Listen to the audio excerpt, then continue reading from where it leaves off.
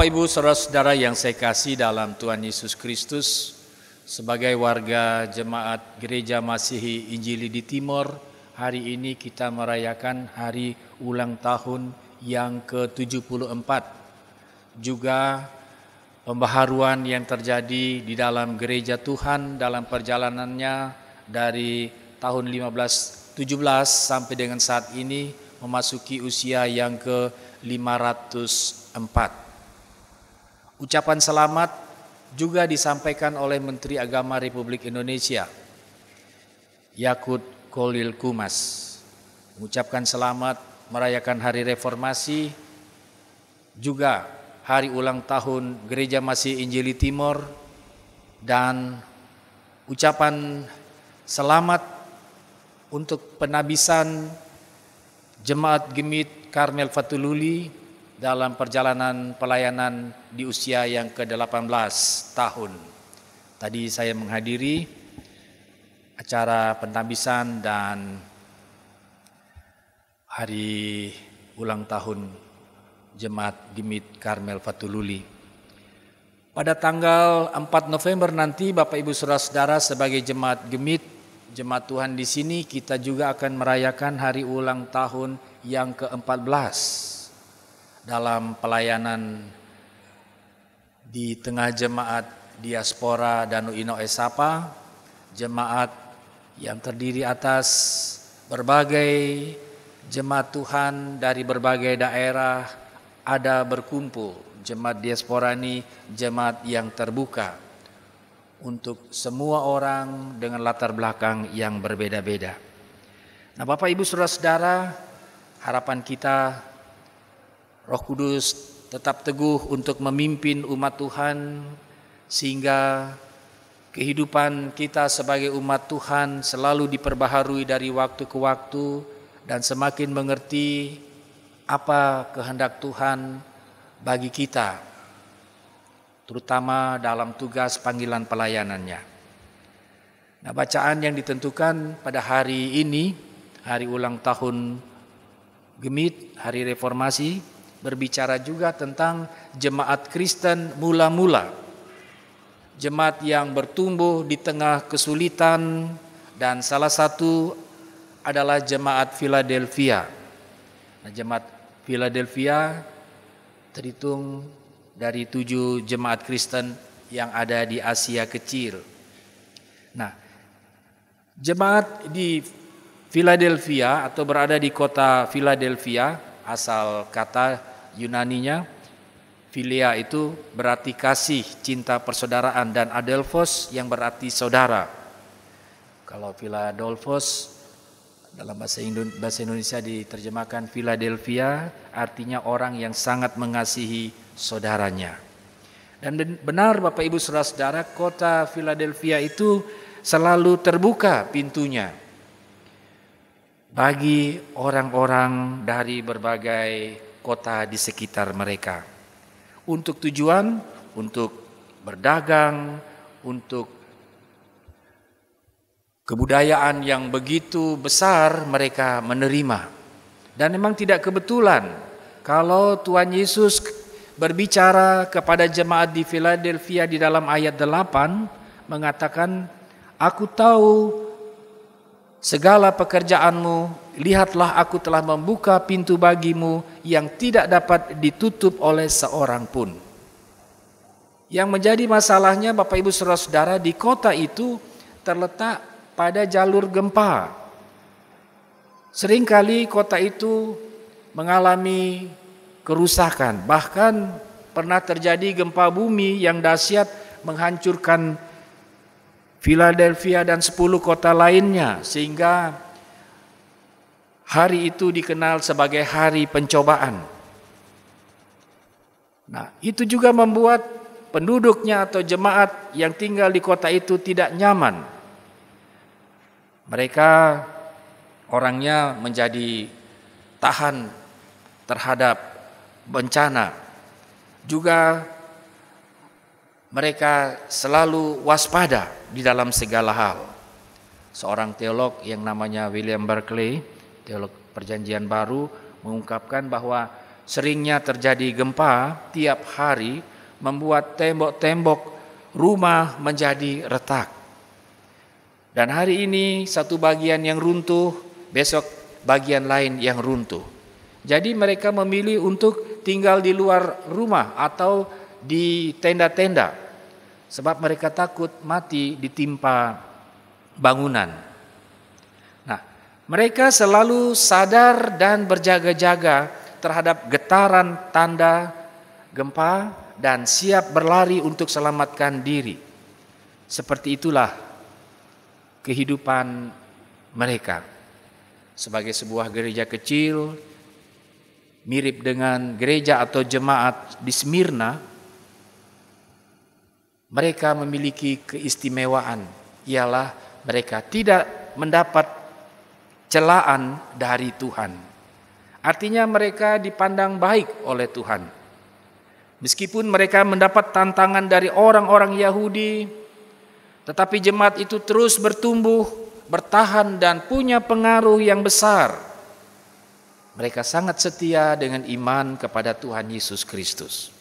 Nah, bacaan kita Bapak Ibu Saudara-saudara berisi ungkapan penguatan oleh Roh Kudus kepada jemaat di Philadelphia pada ayat 7 dan ayat 13. Disebutkan dalam teks tentang kedudukan Tuhan Yesus sebagai pemegang kunci Daud atau pemegang kedaulatan atas segenap dunia.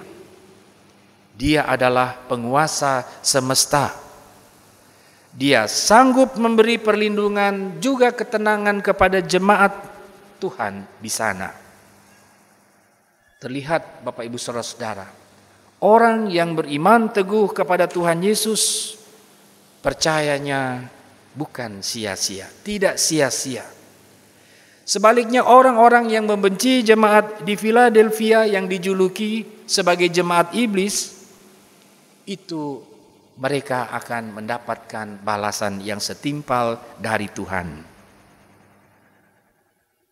Orang-orang yang percaya, yang teguh beriman kepada Tuhan, mendapat kepercayaan sebagaimana Kristus adalah soko guru, berarti tiang utama yang menentukan ketangguhan suatu bangunan. Seperti itu orang-orang percaya dalam panggilannya di bait Allah, dalam persekutuan orang percaya. Ketangguhan bangunan tentunya diuji oleh berbagai keadaan yang sulit. Dalam hal ini, jemaat menghadapi kesulitan, tekanan yang kuat dari orang-orang Yahudi, dari pemerintahan Romawi, juga dari keadaan ekonomi mereka. Mereka yang tetap setia kepada Allah, meneladani Kristus sebagai Tuhan, akan menjadi soko guru yang kuat yang diandalkan Allah bagi pembaharuan hidup. Nah, dari 7 surat yang Tuhan Yesus berikan, Bapak Ibu Saudara-saudara, mulai dari pasal 2 kita lihat kepada jemaat di Efesus sampai kepada jemaat di Laodikia. Itu hanya 2 gereja atau jemaat yang dikategorikan sebagai gereja yang sehat dan setia di dalam hal iman, yaitu jemaat Smyrna dan Philadelphia. Kepada mereka Tuhan Yesus memberikan penghiburan, menguatkan, memelihara, memuji dan mendorong supaya di tengah keterbatasan yang mereka alami, di tengah kesulitan tantangan yang mereka hadapi, kiranya mereka tetap kuat dan dapat diandalkan Allah untuk menjadi agen pembaharuan kehidupan beriman kepada Kristus. Juga menjadi contoh bagi jemaat-jemaat di sekitar. Nah, sebagai jemaat Tuhan di sini, Bapak Ibu Saudara-saudara, dalam memasuki usia yang ke-14 tahun, kalau kita lihat secara psikologi kita bilang usia remaja. Walaupun kehidupan beriman kita sejak kita ada di dalam dunia, sejak hadir sampai dengan saat ini usianya lebih daripada itu. Ya, kalau secara usia, secara waktu 14 tahun mungkin dianggap remaja, juga dianggap gereja kecil dengan kekuatan dianggap tidak seberapa, juga orang-orang yang di dalamnya sebagai jemaat sederhana. Tetapi Bapak Ibu Saudara-saudara, Tuhan memberikan kesempatan kepada kita di sini untuk mengerjakan pekerjaan Tuhan. Sebagai jemaat, kita terlibat di dalam pelayanan, kita mendapatkan kepercayaan untuk menyaksikan nama Tuhan, tidak saja dalam persekutuan jemaat tetapi di luar dalam kata dan perbuatan. Juga panggilan khusus sebagai presbiter, sebagai badan pengurus secara organisasi BPP, UPP, kita mendapatkan kepercayaan dari Tuhan. Dan kesempatan ini saya mau mengajak kita di dalam memasuki usia yang ke-14 juga sebagai bagian dari Gereja Masih Injili Timor dalam tugas panggilan pelayanan. Ada panca pelayanan. Pertama, persekutuan yang kita kenal dengan koinonia, marturia atau kesaksian. Lalu ada diakonia, pelayanan kasih, menyangkut kesaksian, marturia, juga ekonomia dan liturgia.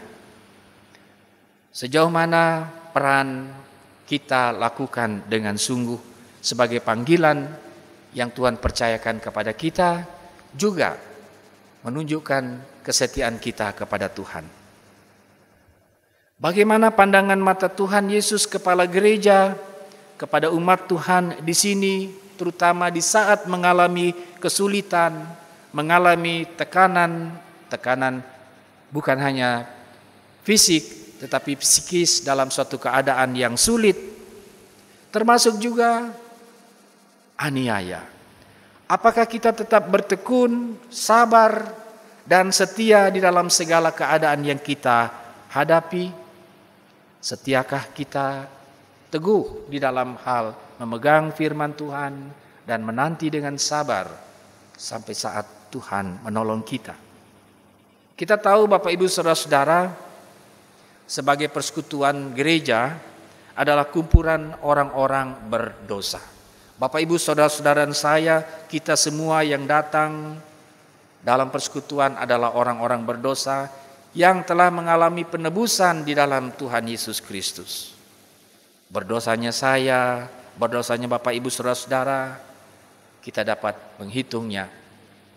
Kadang kita kurang sabar, lalu membuat kita begitu cepat emosi dan memperlakukan sesama kita bukan lagi sebagai sesama yang Tuhan sengaja hadirkan dalam kehidupan kita. Baik di rumah, di tempat kita bekerja, di kampus. Juga kita menghadapi tantangan dan kadang-kadang membuat kita kecewa. Ada kesulitan di dalam pekerjaan.